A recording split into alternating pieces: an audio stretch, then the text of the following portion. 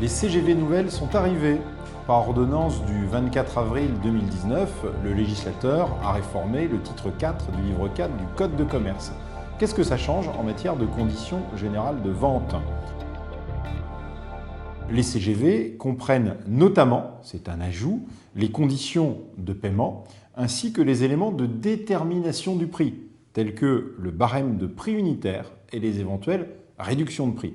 Les CGV, c'est donc le document que vous émettez, que vous présentez à l'acheteur de vos produits ou de vos services et qui va détailler les conditions de la vente ou de la prestation de service.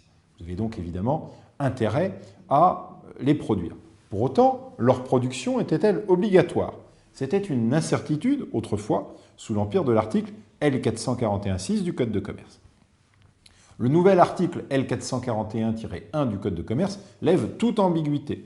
Vous n'avez pas d'obligation de produire des conditions générales de vente si vous ne les avez pas établies.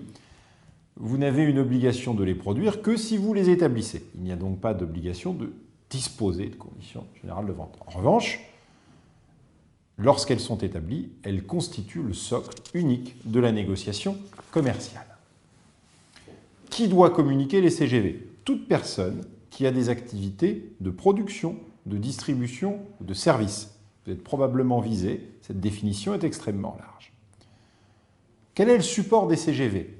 Autrefois, la loi n'apportait aucune précision. Depuis la réforme, il est précisé que le support doit être durable.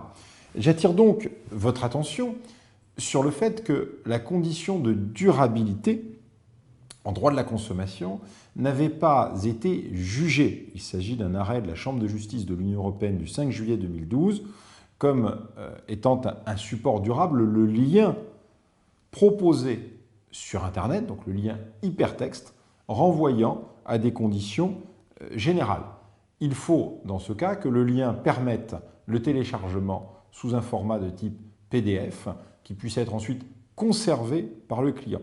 Donc je vous fais cette observation puisque cette condition de durabilité a été ajoutée et que nous observons en conseillant nos clients que de très nombreux processus de commande en ligne ne permettent pas toujours aux consommateurs de disposer d'un support durable au sens de cet arrêt en droit de la consommation. Et je pense que nous pouvons raisonner ici par analogie. Un point extrêmement important de la réforme des CGV, c'est la sanction.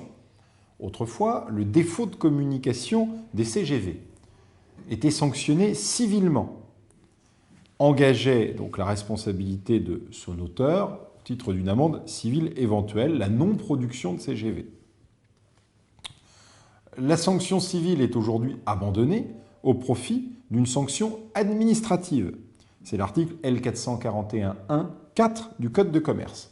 C'est une amende administrative de 15 000 € pour une personne physique et de 75 000 € pour une personne morale.